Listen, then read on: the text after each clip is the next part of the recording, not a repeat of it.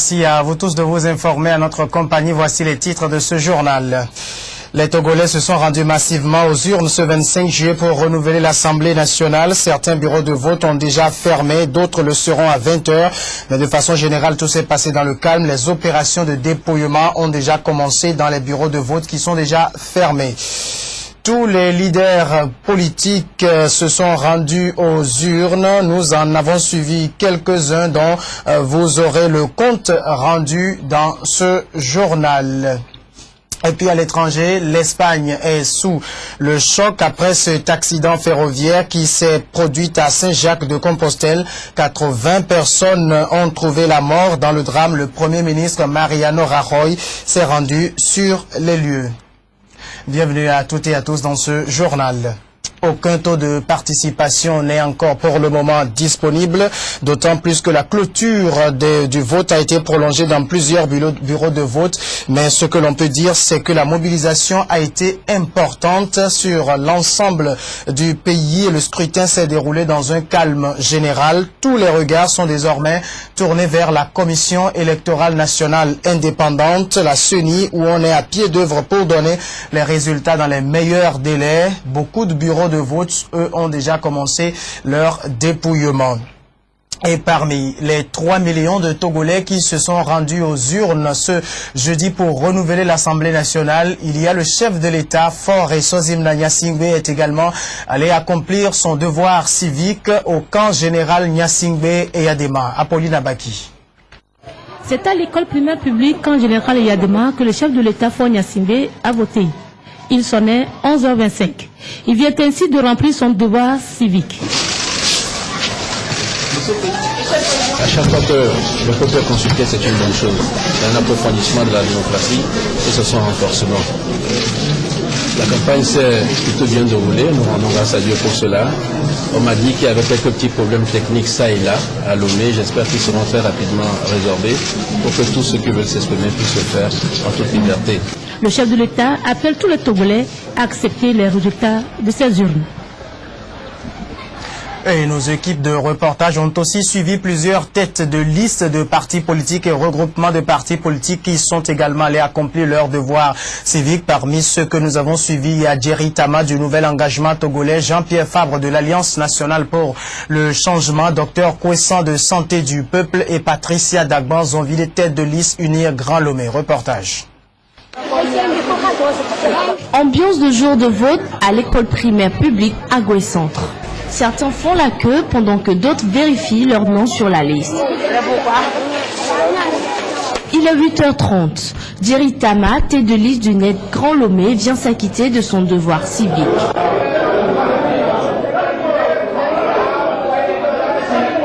Notre souhait, c'est de voir les Togolais voter dans la quiétude et dans la paix. Et ensuite, que déjà à partir de 21h, comme la CENI nous l'a dit, que les résultats commencent à tomber au fil de l'eau pour que, avant demain matin, tous les partis soient fixés sur la participation et puis, bien entendu, le vote, la sanction des Togolais. 9h. Au CEG de Kodjovia-Kopé, Jean-Pierre Fabre, leader de l'ANC, tête de liste CST, vient de voter. Je viens de voter et je pense que tout s'est bien passé, mais depuis le matin, on nous a signalé beaucoup de dysfonctionnements un peu partout sur le territoire national.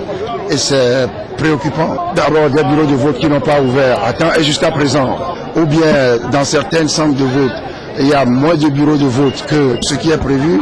Et puis, on nous a même signalé que, je crois c'est à Dani, on voterait dans un domicile privé, etc.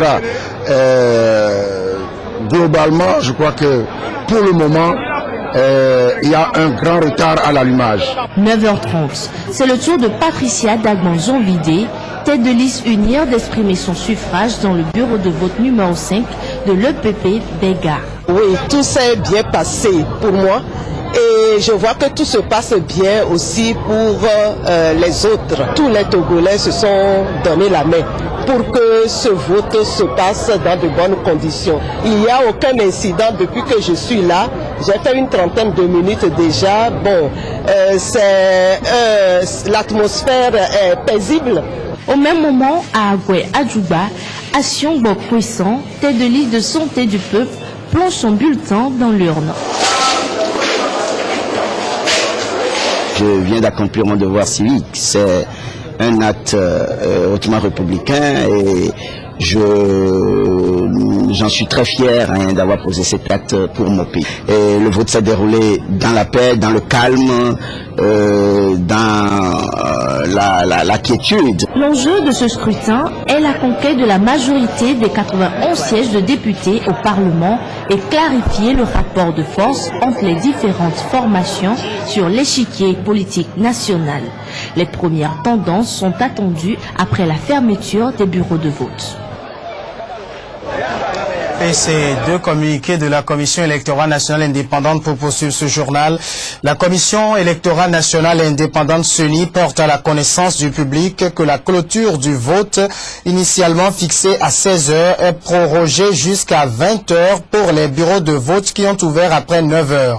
En conséquence, elle invite tous les citoyens qui sont en attente de voter à se rendre à leur bureau de vote pour exercer leurs droits civiques. La CENI compte sur le patriotisme, l'engagement et la mobilisation de tous pour la réussite du vote. Ce deuxième communiqué, toujours de la CENI, il est revenu à la Commission électorale nationale indépendante des préoccupations relatives à des bulletins prévotés. À ce sujet, la CENI tient à rappeler que les taches et autres résidus d'encre constatés sur certains bulletins de vote sont uniquement des défauts et des salissures d'imprimerie. En conséquence, ces bulletins sont retirés des lots et détruits au fur et à mesure qu'ils sont retrouvés dans les bureaux de vote. À cet effet, la CENI invite les électeurs à ne pas utiliser ces bulletins et à les signaler aux membres du bureau de vote. En tout état de cause, la CENI compte sur la vigilance des partis politiques, des organisations de la société civile et de tous les Togolais pour une veille citoyenne permanente à l'appui du vote en cours et les remercie une fois encore pour leur mobilisation dans le cadre de l'accomplissement de leurs devoirs civiques. Et puis, toujours en bref, cette information à présent, les programmes de la radio Légende FM interrompus ce matin à la suite d'un incident. Tout est parti, selon un journaliste de cette radio, d'une injonction de fermer intimée par une unité des forces de l'ordre qui a pris d'assaut les locaux de la radio ce matin en pleine émission. Aux dernières nouvelles, les programmes de la radio auraient repris en fin de journée, mais seulement en musique. Hors du Togo, direction le Mali, on vote ce dimanche 28 juillet. 7 millions d'électeurs sont attendus aux urnes pour élire leur président. Une élection qui va permettre au pays de se renaître de 2 années de crise. Mais à seulement 3 jours d'un scrutin capital pour l'avenir du pays, il y a encore beaucoup de zones d'ombre et d'incertitude. Même au sein de la Commission électorale nationale indépendante malienne, on n'est pas très sûr que le vote aura lieu. Nyarula, un quartier populaire de Bamako. Cette école primaire tient lieu de centre de distribution des cartes d'électeurs. Ali tente d'entrer en possession du précieux sésame. C'est sa 10e tentative en 3 semaines et demie. Une fois encore, le Malien de 52 ans rentre au bredouille. Je suis là présentement, j'ai regardé mon tableau, et mon nom ne figure pas. Je suis même découragé maintenant, j'en ai assez. Comme Ali, plusieurs milliers de Maliens régulièrement inscrits sur le fichier électoral n'ont toujours pas reçu leur carte. C'est difficile, quoi. Chaque jour il passe ici. Il peut passer toute la commune et il ne trouve pas leur carte. À Korofina Nord, au siège de la Commission électorale nationale indépendante, les mauvaises nouvelles qui viennent du terrain semblent conforter les responsables de l'institution. Pour eux, les difficultés techniques sont encore nombreuses à 4 jours de la présidentielle. La CENI a alerté l'ensemble des acteurs. Si l'ensemble des acteurs acceptent, malgré ces défis d'aller aux élections, la fermeté va se faire au niveau des opérations de vote et non des autres difficultés qui existent. Au pôle secrétariat, c'est le branle-bas de combat. Les agents préparent les pactages qui seront acheminés vers les 21 023 bureaux de vote répartis sur l'ensemble du territoire. Du point de vue pratique, la CENI voudrait être aussi efficace que la délégation générale aux élections. La DGE affirme avoir bien joué sa partition. Nous avons pu remettre au ministère de l'administration qui a en charge l'organisation nationale du scrutin tous les documents électoraux, notamment les listes électorales définitives, les listes d'émargement qui doivent être déposées dans les bureaux de vote et les extraits de disques seront affichés devant chaque bureau de vote. À Bamako, la température tourne actuellement autour de 40 degrés à l'ombre. Elle augmente au fur et à mesure que la date de la présidentielle approche. Les Maliens s'en remettent désormais au ministère de l'administration territoriale pour empêcher un échauffement des esprits pendant et après le scrutin. Direction le Maroc à présent, mois de Ramadan oblige, le pays subit de plein fouet la crise et la récession économique qui accompagne cette période. Et le secteur qui est le plus touché, c'est un secteur vital de l'économie, c'est le tourisme. Ce mois de juillet est idéal pour flâner en toute tranquillité dans la médina de Rabat. Pas un chat dans les rues. Le Ramadan a fait fuir les visiteurs étrangers aux grandes dames des commerçants. Certains touristes ne connaissent pas toutes les coutumes marocaines. Ceux qui ne sont jamais venus ont peur de sortir pendant ce mois de Ramadan. La crainte de choquer en prenant du bon temps en cette période de recueillement. Les professionnels du tourisme s'attendaient à cette chute de la fréquentation. Beaucoup de restaurants ou cafés ont préféré fermer leurs portes, d'autant que les voyageurs marocains désertent aussi les principales cités touristiques du pays. Tourisme et Ramadan ne vont pas bien ensemble car pendant ce mois sacré, les Marocains se concentrent sur les activités religieuses, ils préfèrent se réunir en famille et prier. Comment cette période peut-elle être propice au tourisme, aux loisirs? Or, le secteur est stratégique pour l'économie marocaine et l'été est la période la plus importante. Selon des statistiques officielles, en juillet, le nombre de nuitées devrait chuter de près de la moitié dans les hôtels du royaume. L'enjeu est donc de taille.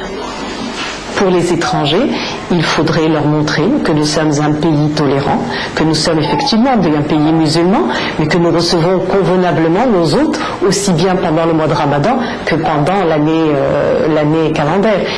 Mais plus globalement, le Maroc s'en sort bien, mieux que ses voisins. Le nombre de touristes a plus que doublé dans le pays ces 10 dernières années.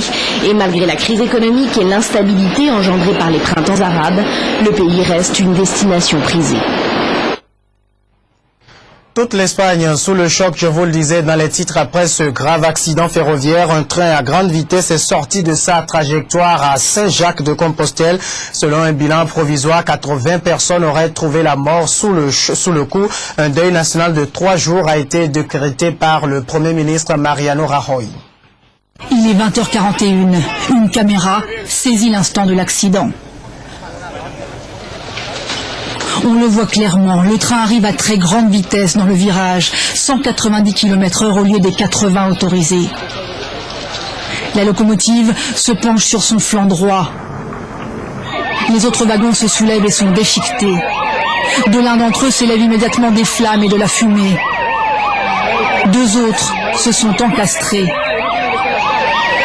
Sous l'impact du choc, un 4e a été projeté en l'air. Il a atterri de l'autre côté de ce mur de 5 mètres qui longe la voie. Scène de chaos à l'entrée de Saint-Jacques-de-Compostelle. Le vacarme assourdissant de l'accident a alerté le voisinage. J'ai entendu une explosion, alors je suis venu tout de suite. J'ai vu qu'il y avait un wagon qui était passé par-dessus le mur. Et là, tous les autres voisins sont arrivés. Les riverains arrivés en premier aident ensuite les secours à évacuer les blessés pris au piège dans l'amas de ferraille. Avec des pioches ou à main nue, ils brisent les fenêtres, guettent le moindre souffle de vie. Les secours évacuent par civière les dizaines de blessés, mais aussi de nombreux corps sans vie. Les cadavres reposent à même la voie. Plus les heures passent, plus le bilan s'alourdit. C'est toute l'Espagne qui est en deuil aujourd'hui. Le pape François poursuit sa visite au Brésil dans le cadre des Journées mondiales de la jeunesse et le pape a posé un geste très symbolique. Il a inauguré un centre de désintoxication à Rio de Janeiro, un centre qui sera une véritable bouée de sauvetage dans un pays où la drogue est un véritable fléau social. Francisco! Le pape François a inauguré le centre de désintoxication de l'hôpital Saint-François d'Assise, qu'il a qualifié de sanctuaire de la souffrance humaine et qui doit soigner les toxicomanes, ces lépreux des temps modernes. Les marchands de mort, la plaie du narcotrafic, favorisent la violence, dit-il, sème la douleur et la mort. Et il requiert un acte de courage de toute la société. Mais il ne faut pas libéraliser l'usage des drogues comme on en discute en Amérique latine. Le pape dit qu'il faut affronter les problèmes de base, la justice, l'éducation, l'accompagnement des toxicomanes. Cette partie de Rio, Manguinhos, est surnommée Cracolinde. C'est ici que Roger Rio, cet ancien drogué, distribue des repas et des vêtements propres à des toxicomanes. Selon l'université de São Paulo, le Brésil est le plus grand consommateur de crack au monde, plus d'1 million d'usagers. On les appelle ici les zombies, abandonnés de tous. Então, o governo do Estado não estão preparados para poder trabalhar com dependência. L'opinion de ceux qui travaillent sur le terrain, c'est que ni l'État ni l'Église catholique ne savent vraiment quoi faire avec cette véritable épidémie de toxicomanie. Et cette réalité, elle sera très difficile à changer. La désintoxication est un thème controversé parce qu'elle est parfois forcée et les toxicomanes sont ensuite jetés à la rue, sans suivi.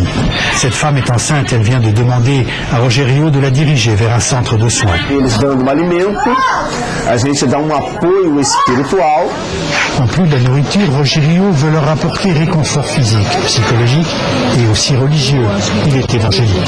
La religion également fait partie du programme de réhabilitation du centre de l'hôpital Saint-François d'Assise. Plus tôt, le pape s'est rendu au sanctuaire d'Aparecida, la sainte patronne du Brésil. Il y a célébré sa première grand-messe.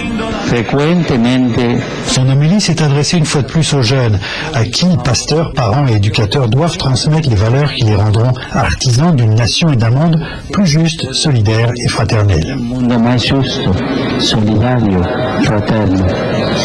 Il les considère comme un moteur puissant pour l'Église et la société vers la construction d'un monde meilleur.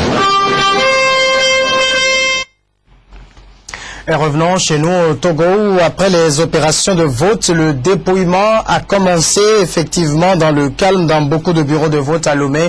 Deux de nos équipes ont suivi le décompte des voix à l'EPP général Nyasingbe Yadema et à l'EPP Agbalépé Dogan. Radjul Mohamedou. Le dépouillement des votes a été effectif dans certains bureaux de vote après la fermeture à 16 h. Ici, à l'EPP général Nyasingbe Yadema, la vie est le même que ce soit du côté des observateurs, des présidents de bureaux de vote et surtout du côté des votants qui ont aussi participé avec intérêt au dépouillement. Le dépouillement, ça s'est passé en présence de chaque membre du bureau de vote, des délégués, des partis et des observateurs. Et plus le public qui était devant la salle et a participé et suivait aussi attentivement le dépouillement. Concernant les législatives, depuis ce matin, nous avons déployé nos observateurs dans les différents centres de vote à travers le pays. Et jusqu'à ce soir, au dépouillement, nous avons constaté que les élections se sont déroulées normalement, sans incidence. Tout est bien passé et les votants aussi étaient là dans les salles. Dans les bureaux aussi, ont bien fait les trucs, ils ont ouvert les urnes, et ils ont commencé par compter, et ils ont bien compté. Il n'y a pas de problème. Un tour également à l'école primaire d'Agbalépé Dogan et le constat est le même. Satisfaction ce soir après un dépouillement qui s'est déroulé sans incident. Voilà, et c'est tout pour cette édition. Merci à vous tous qui nous suivez depuis Anéron et partout ailleurs.